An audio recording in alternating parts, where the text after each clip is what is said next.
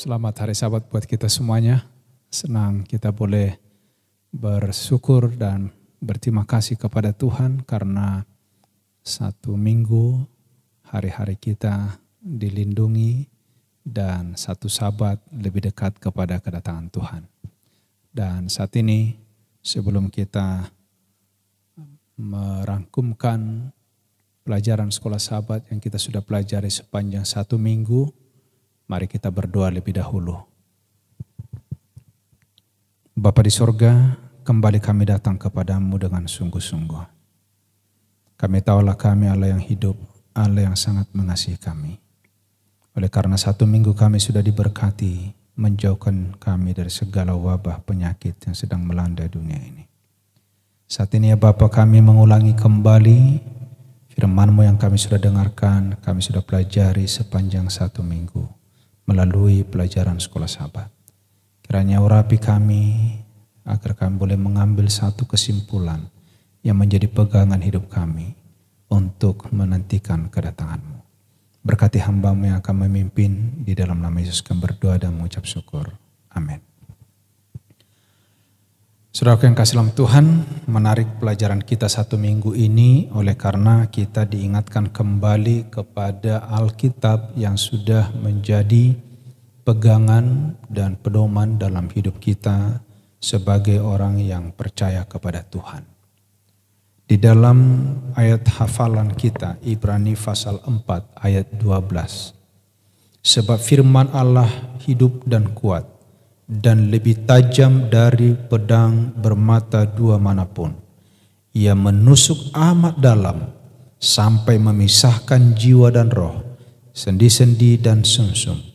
Ia sanggup membedakan pertimbangan dan pikiran hati kita. Saudaraku yang kasih dalam Tuhan, di dalam menjalani hari-hari sebagai seorang Kristen yang mempercayai bahwa Alkitab adalah firman Allah, kita tidak luput dari pertentangan-pertentangan, dari keraguan-keraguan, dari persoalan-persoalan, perdebatan-perdebatan yang berulang-ulang dan diulang-ulang yang kita temukan di atas dunia ini. Sekalipun kita mengakui bahwa kita adalah sebagai orang yang percaya kepada Allah. Pelajaran kita yang lalu berbicara mengenai sumber teologi, bahwa Alkitab adalah sumber teologi kita. Dan sekarang kita masih berkecimpung dalam pemikiran itu sebenarnya. Bagaimana kita bisa mempertahankan Alkitab ini sebagai firman yang menjadi pegangan hidup kita. Secara umum, pengakuan gereja Protestan bahwa ada 5 sola pilar dasar iman Kristen. Yang pertama ialah sola scriptura, di mana Alkitab saja yang menjadi pegangan kita, penuntun kita. Lalu yang kedua ada namanya sola fide, atau hanya dengan iman saja. Karena dalam Ibrani pasal 10 ayat 38 dikatakan, tapi orangku yang benar akan hidup oleh iman. Lalu ada sola gratia atau sola gracia, hanya oleh karena anugerah. Efesus pasal yang kedua ayat 8 sampai 9, bahwa sebab karena kasih karunia kamu diselamatkan oleh iman, itu bukan hasil usahamu. Lalu ada solus Christus, artinya hanya Kristus saja, yaitu yang mengatakan akulah jalan kebenaran dan hidup, tidak seorang pun yang datang kepada Bapa kalau tidak melalui aku. Yohanes 14 ayat 6. Dan yang terakhir adalah soli deo gloria, bahwa hanya untuk kemuliaan Allah. Roma 16 ayat 27. Bagi dia satu-satunya Allah yang penuh hikmat, oleh Yesus Kristus segala kemuliaan sampai selama-lamanya. Amin. Saudara yang kasih, tapi bagi kita di gereja kita ini ada satu lagi yang harus kita miliki di atas 5 sola itu, jadi menjadi 6 sesungguhnya, yaitu tota scriptura. Artinya bahwa seluruhnya Alkitab itu harus menjadi satu kesatuan. Ini yang menarik saudara. Oleh karena dalam perjalanan kekristenan ada banyak perbantahan, ada banyak perbincangan antara perjanjian lama dan perjanjian baru. Ya. Kalau 5 sola tadi tidak ada masalah, tapi tiba kita di tota scriptura, di sini perlu ya pemahaman yang lebih dalam. Baik, sola scriptura atau Alkitab sebagai standar yang tertinggi. Dalam 1 Korintus pasal 4 ayat 6, Rasul Paulus berkata, jangan melampaui apa yang tertulis. Jadi saudara-saudara yang kasih dalam Tuhan, kita harus berpegang hanya kepada Alkitab, kepada yang tertulis. Dan saya suka itu kata tertulis. Di dalam 2 Korintus 2 ayat 17 kata, sebaliknya dalam Kristus kami berbicara sebagaimana mestinya, dengan maksud-maksud murni atas perintah Allah dan di hadapannya. Jadi waktu kita membicarakan Alkitab, firman Tuhan, saudaraku jangan lupa, ingat selalu, harus sola scriptura, harus Alkitab yang ditinggikan. Jangan katanya, tapi apa kata firman Tuhan. Supaya kita tidak terperangkap di dalam pemikiran-pemikiran yang tidak sesuai dengan firman Tuhan. Lalu Alkitab saja yang menjadi tuan dan penguasa yang benar atas semua tulisan dan pengajaran di bumi.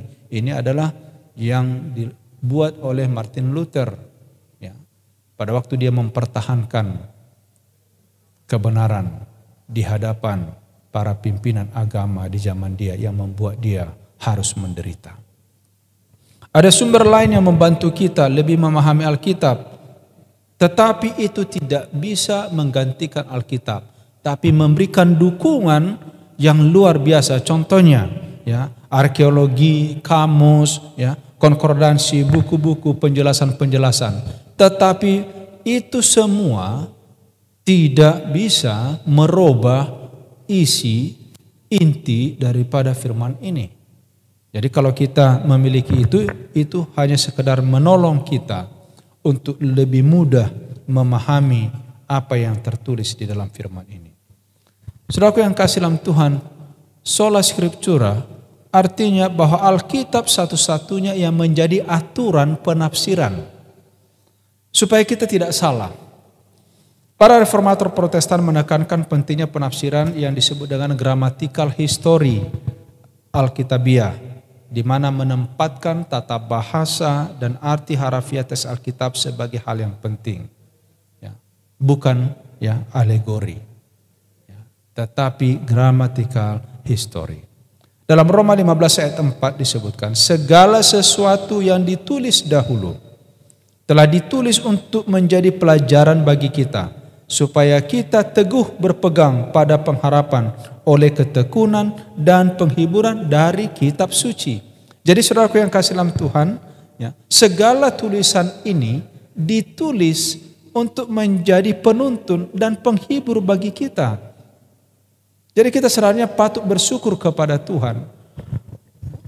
Oleh karena Allah kita ini, sekalipun dia memiliki wewenang, memiliki otoritas tertinggi di dalam kehidupan manusia di bawah jagat raya ini, tapi jangan lupa saudara, Allah kita itu sangat merendahkan hati, merendahkan dirinya. Kenapa? Allah di dalam melakukan sesuatu selalu menyampaikan lebih dahulu, tidak semena-mena. Luar biasa. Ya. Di dalam Bilangan pasal 12 ayat 6, bila mana ada di antara kamu seorang nabi, aku akan berbicara ya, kepadanya melalui ya, mimpi dan melalui penglihatan. Dan dalam Amos pasal 3 ayat yang ke-7 dikatakan bahwa Allah tidak pernah melakukan sesuatu, menyatakan keputusannya sebelum dia sampaikan kepada ya para hambanya. Luar biasa Tuhan kita. Di mana itu dicatat, di mana itu ditulis maksud Tuhan, rencana Tuhan. Di sini saudara, Alkitab ini. Itu makanya kita harus tinggikan. Alkitab ini di dalam kehidupan kita. Lalu yang berikut ialah bagaimana kita menafsirkan ayat Alkitab ini supaya tidak salah. Jadi ayat Alkitab ini sebenarnya satu sama lain saling berhubungan, saling menguatkan. Pada waktu Daniel menerangkan sesuatu, salah satu contoh dalam Daniel 9 ayat yang kedua, untuk memberikan penekanan kepada apa pekabaran yang disampaikan. Dia gunakan pekabaran dari kitab Yeremia tentang nubuatan berapa lama bangsa ini akan ditawan di Babel. Saudaraku yang kasih dalam Tuhan, kita melihat kalau para nabi sendiri untuk menguatkan apa yang mereka terima dari Tuhan itu, mereka gunakan juga firman yang sudah ada tertulis. Perjanjian baru penuh dengan referensi langsung dari dan tidak langsung dari perjanjian lama. Ada banyak sesuatu seperti kita pelajari beberapa waktu yang lalu. Bahkan ada yang pernah mencatat lebih dari 2.600 ayat dari perjanjian lama itu digunakan, dikutip di perjanjian baru. Ini adalah satu ikatan yang kuat yang tidak bisa dipisahkan. Jadi, saudara-saudara yang kasih, sebenarnya kita dari hari ke hari semakin banyak belajar, maka kita akan melihat bagaimana sesungguhnya Alkitab itu adalah satu kesatuan yang tidak bisa dipisahkan. Saudara-saudara, itulah sebabnya dalam 2 Timotius pasal 3 ayat 16. Segala tulisan yang diilhamkan oleh Allah, segala, artinya semua. Jadi kalau ini sudah disampaikan kepada kita, untuk apa? Karena ini adalah satu kesatuan yang memampukan kita menyelaraskan kepada doktrin, membedakan kebenaran dari yang tidak benar, untuk bisa menolak ajaran-ajaran sesat, dan untuk menerapkan tindakan disiplin dalam kehidupan kita sebagai orang yang takut akan Tuhan, dan juga mengoreksi penyimpangan dari kebenaran Tuhan. Jadi tetap kita gunakan Alkitab ini, nggak ada yang lain. Ini perlu menjadi bahan pertimbangan kita. Lalu bagaimana Yesus dengan para penulis Alkitab dalam menerima kesatuan Alkitab? Diulangi kembali dalam pelajaran ini. Yang lalu kita sudah pelajari juga itu, saudara. Yesus sendiri mengutip beberapa ayat dari perjanjian lama untuk menyatakan siapa dirinya dan pelayanannya. Jadi tidak ada yang disembunyikan oleh Tuhan dalam setiap ajaran-ajaran yang disampaikannya pada waktu dia ada di dunia ini. Itu semua berdasarkan firman Tuhan, bukan berdasarkan dari dirinya sendiri. Walaupun Yesus sendiri di atas dunia ini melayani, tetap menggunakan Alkitab. Jadi kadang-kadang saya pikir begini, keterlaluan kalau manusia ciptaan justru seperti lebih hebat daripada penciptanya sendiri. Kalau penciptanya sendiri menggunakan Alkitab itu dengan baik, kok kita tidak gunakan kitab itu dengan baik gitu loh. Nah, yang berikut bahwa perjanjian lama ini adalah dasar. Kitab perjanjian lama itu adalah dasar dari perjanjian baru, menjelaskan untuk memperluas pekabaran-pekabaran, karena sesungguhnya inti daripada seluruh Alkitab ini hanya satu, adalah rencana Allah untuk menyelamatkan manusia. Diceritakan bagaimana diciptakan. Kalau kita baca Kejadian pasal 1 sampai Kejadian pasal yang kedua adalah permulaan dari dunia ini. Lalu pasal 3 kejatuhan. Demikian juga sesungguhnya di akhir Alkitab. Wahyu pasal 20 bagaimana bumi ini dibinasakan. Lalu pasal 21-22 dunia baru. Kehidupan yang baru. Saudara-saudaraku yang kasih dalam Tuhan, Alkitab ini di dalam tota scriptura, artinya dalam kesatuan, memiliki pekabaran yang jelas. Jadi tidak ada yang abu-abu. Ya. Kenapa? Ini perlu bagi kita. Kesaksian Alkitab tidak ambigu. Artinya tidak bermakna lebih dari satu. Sehingga kadang-kadang menimbulkan keraguan atau kekaburan atau ketidakjelasan. Contoh saudara, di dalam Matius pasal 21 ayat 41 sampai 46 dan Markus 12 ayat 10, di mana Yesus menegur orang Farisi dan orang Herodian dengan perumpamaan yang dapat dimengerti. Jadi firman itu jelas sehingga mereka mengerti apa yang disampaikan. Di dalam Markus 12 ayat 18 sampai 27, Yesus menegur orang Saduki oleh karena mereka tidak percaya tentang kebangkitan. Dan setelah Yesus sampaikan, mereka mengerti. Ini menjadi pelajaran yang penting bagi kita. Yesus juga menjelaskan mengenai perbuatan yang boleh dilakukan pada hari Sabat. Saya tertarik beberapa hari yang lalu. Ada seorang mahasiswa telepon saya, hubungi saya. Dan saya harus menjawab 1 jam lebih kami berbicara. Oleh karena banyak orang di dunia ini memutarbalikkan kebenaran firman Tuhan.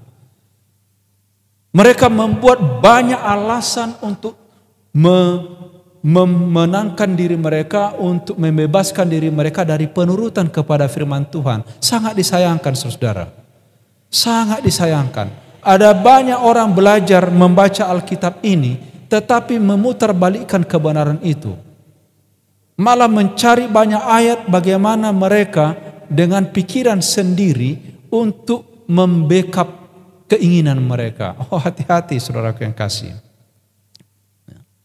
Memang ada hal-hal yang mungkin muncul dalam pikiran kita dalam merenungkan sesuatu tentang Allah.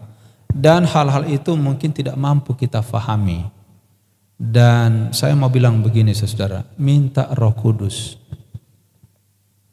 Karena Roh Kuduslah yang telah mengilhami para penulis Alkitab sebelumnya sesuai dengan 2 Petrus pasal 1 ayat 19 sampai 21. Dan sekarang bila mana kita baca Yohanes pasal 14 ayat yang ke-26, ini kata-kata Yesus sendiri saudara. Yohanes pasal 14 ayat 26 apa dikatakan? Tetapi penghibur yaitu Roh Kudus yang akan diutus oleh Bapa dalam namaku, Dia yang akan mengajarkan segala sesuatu kepadamu dan akan mengingatkan kamu akan semua yang telah kukatakan kepadamu. Jadi setiap firman Tuhan yang ada di dalam firman ini akan ditolong oleh Roh Kudus bila mana kita meminta. Jadi jangan pakai pikiran sendiri. Makanya firman Tuhan ditegur kita, yang terutama harus kamu ketahui bahwa setiap firman ini adalah hasil ilham dan tidak boleh ditafsirkan menurut kehendak sendiri. Jadi jelas saudara, kenapa? Amsal 28 ayat 5 katakan orang jahat tidak mengerti keadilan, tapi orang yang mencari Tuhan mengerti segala sesuatu. Saudara-saudara yang kasih dalam Tuhan, saya sudah lama dalam pelayanan, ya lumayan sudah 30 tahun lebih. Dan saya amati bila mana saya berbincang-bincang dengan banyak orang yang sudah bahkan mengajar Alkitab ini, mengkhotbahkan firman ini. Sangat disayangkan saudara. Sebenarnya ayat yang sederhana dipersulit. Kalau saja orang menerima firman ini dengan iman dan kerendahan hati. Bukan harus menjadi pendeta, bukan harus menjadi seorang scholar, seorang cendekiawan. Bahkan anak kecil pun akan mengerti sebab Allah sedang berbicara kepada saudara dan saya melalui firman ini. Kita dengar suaranya. Pada saat kita baca, itulah Tuhan berbicara kepada kita. Tapi karena kita sudah ditutupi lebih dahulu di dalam pikiran ini dengan keinginan-keinginan. dengan ajaran turun-temurun, tradisi menurut pelajaran yang lalu. Tradisi itu telah menutupi pikiran kita sehingga sukar pada waktu kita mengenal kebenaran ini lebih didalami lagi. Makanya dalam pelajaran ini kita sangat senang, kita sedang diingatkan dengan satu nasihat yang sangat penting. Dan bagian yang terakhir ini lebih penting lagi, tolong kita dengarkan sama-sama. Bagaimana hubungan sola scriptura dengan tulisan Ellen G. White? Saudaraku yang kasih dalam Tuhan, saya rindu supaya kita sebagai umat gereja Masih Advent hari ke-7 tidak memutarbalikkan atau menempatkan berbeda sehingga orang salah memahami gereja dan ajaran. Saudaraku, Yesaya 8 ayat 20, carilah pengajaran dan kesaksian. Siapa yang tidak berbicara sesuai dengan perkataan itu, maka baginya tidak terbit fajar. Saudara-saudaraku, kita harus berbicara tetap dengan firman ini, tidak dengan yang lain. Ada para nabi dalam Alkitab yang tidak menulis apapun atau yang tulisannya tidak dipelihara. Ada banyak contoh, Bilangan 21 ayat 14, Yosua 10 ayat 13, ya 1 Raja-Raja 11 ayat 41, bahkan yang lain. Tetapi ini bukan berarti karena mereka tidak mempunyai tulisan, mereka bukan nabi. Atau ada tulisan tetapi mereka tidak dicatat namanya. Saudara-saudaraku yang kasih dalam Tuhan, ya, faktanya Yohanes Pembaptis dianggap sebagai nabi terbesar dari semua nabi, tetapi tidak pernah menulis apapun. Yohanes Pembaptis nggak pernah menulis. Ya. Mari kita baca, ya, Joel pasal 2 ayat 28. Apa yang dikatakan oleh Tuhan untuk yang terjadi di akhir zaman nanti atau di saat kita sekarang ini. Kitab Joel pasal yang kedua, ya. Saudaraku yang kasih dalam Tuhan, ya, supaya kita terbuka hati kita kepada firman ini dan tidak ada yang salah, dikatakan begini, kemudian pada hari itu akan terjadi bahwa aku mencurahkan rohku ke atas semua manusia. Anak-anakmu laki-laki dan perempuan akan bernubuat, orang-orangmu yang tua akan mendapat mimpi, teruna-terunamu akan mendapat penglihatan-penglihatan. Juga atas hamba-hambamu laki-laki dan perempuan akan kucurahkan rohku pada hari-hari itu. Pada hari itu, hari terakhir. Saudaraku yang kasih dalam Tuhan, itulah sebabnya kenapa gereja kita menerima tulisan dari Ellen White. Setelah diteliti, dipelajari, semua tulisan itu tidak ada yang menyimpang dari firman Tuhan. Dan kehidupannya menunjukkan, keyakinannya menunjukkan. Ada beberapa ayat-ayat yang menjadi tes bagi Nabi. Nyonya White lolos untuk itu. Tetapi tolong diingat ini. Dia katakan begini, bahwa tulisannya bukan menambah Alkitab atau mengganti Alkitab. Tetapi tujuan dari penglihatan diberikan kepada Ellen White itu adalah agar umat Allah menerapkan kebenaran Alkitab di zaman ini. Saudara bisa lihat ini? Jadi tulisan itu justru untuk menegaskan kembali kepada umat Tuhan di akhir zaman ini supaya kita tetap setia kepada Alkitab ini. Ya. Ini saudaraku. Lalu, ya, apa dikatakan berikutnya? Dia katakan bahwa Alkitab adalah dasar dan pusat dalam semua pemikiran dan teologianya. Jadi tidak ada yang menyimpang dari pemikirannya, dari kehidupannya, dari ajarannya. Tetap sola scriptura. Dan dia katakan bahwa Alkitablah wewenang tertinggi dan norma terakhir untuk standar tertinggi dalam semua doktrin dan, ya, semua, ya, iman dan perbuatan.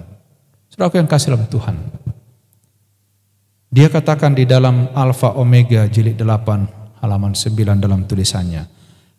Hanya Alkitab saja, sola scriptura. Sebagai tulisan-tulisannya hanya sebagai terang yang lebih kecil untuk menuntun pria dan wanita kepada terang yang lebih besar. Yaitu apa? Yaitu Alkitab. Ini dia tulis dalam tulisannya. Dan saya senang tulisan yang berikut ini. Dia katakan begini. Engkau tidak akrab dengan Alkitab jika engkau telah menjadikan firman Allah ini sebagai pelajaranmu dengan kerinduan untuk mencapai standar Alkitab dan mencapai kesempurnaan Kristen, sesungguhnya engkau tidak membutuhkan kesaksian. Jadi saudara lihat di sini bahwa dia sendiri mengatakan sekiranya engkau meninggikan ini, mempelajari sungguh-sungguh, ya, kalau kita sudah ikuti semua kita lakukan, apa dia katakan? Engkau tidak akan membutuhkan lagi kesaksian itu. Ya. Tetapi kenapa kita membutuhkan tulisan ini? Kenapa kita membutuhkan ilham yang diberikan kepadanya? Karena engkau telah lalai untuk membiasakan dirimu dengan kitab yang diilhami Allah, sehingga ia berupaya menjangkau engkau dengan kesaksian langsung dan sederhana. Jadi tulisan itu adalah yang dia tulis itu mempermudah kita untuk memahami bagaimana hidup selaras dengan Tuhan. Jadi saudaraku, tinggikan Alkitab dalam hidupmu. Tulisan-tulisan Roh Nubuat itu adalah menolong kita untuk lebih percaya kepada firman ini. Dan kita hidupkan itu dalam kehidupan kita. Kesimpulan dalam beberapa waktu ini, bahwa kita mari menyelidiki Alkitab dengan bantuan Roh Kudus agar kita boleh mengerti. Dikatakan begini, kita menyelidiki halaman-halamannya bukan untuk bukti mempertahankan pendapat kita. Jadi waktu kita baca Alkitab ini bukan mempertahankan pendapat kita, tetapi apa dikatakan? Supaya mengetahui apa yang dikatakan Allah. Dan supaya mendapat pengetahuan ini kita harus hidup dengan itu. Dan semua yang diperintahkan firman Allah harus kita turuti. Belajar Alkitab meminta usaha yang sangat rajin dan pikiran yang tekun. Saudara-saudara, yang kedua, jadikan firman ini makanan rohanimu. Ketika engkau menjadikan Alkitab makananmu, menjadi laukmu, menjadi minumanmu, ketika engkau menjadikan itu prinsip yang menjadi unsur karaktermu, engkau akan lebih mengetahui bagaimana menerima nasihat dari Allah. Jadi jadikan ini makanan rohani, saudara. Bukan sekedar untuk membantu atau mendukung ide-ide saudara. Terbalik. Ya. Tinggikan Alkitab dengan berkata, demikianlah firman Tuhan. Saya meninggikan firman yang berharga ini di hadapanmu hari ini. Jangan ulangi apa yang saya telah katakan dengan berkata, Sister White mengatakan ini, Sister White mengatakan itu. Saudaraku, dia sendiri ingatkan kita hari ini. Demikianlah firman Allah, bukan hanya katanya White. Ya. Jadilah pelaku firman dan bukan hanya pembaca atau pendengar saja.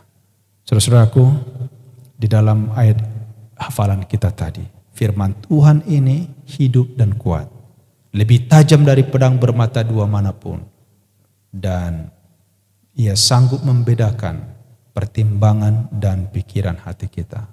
Semoga kita setelah mempelajari sekolah sahabat 1 minggu ini dan semakin mencintai Alkitab ini, inilah doa dan harapan saya.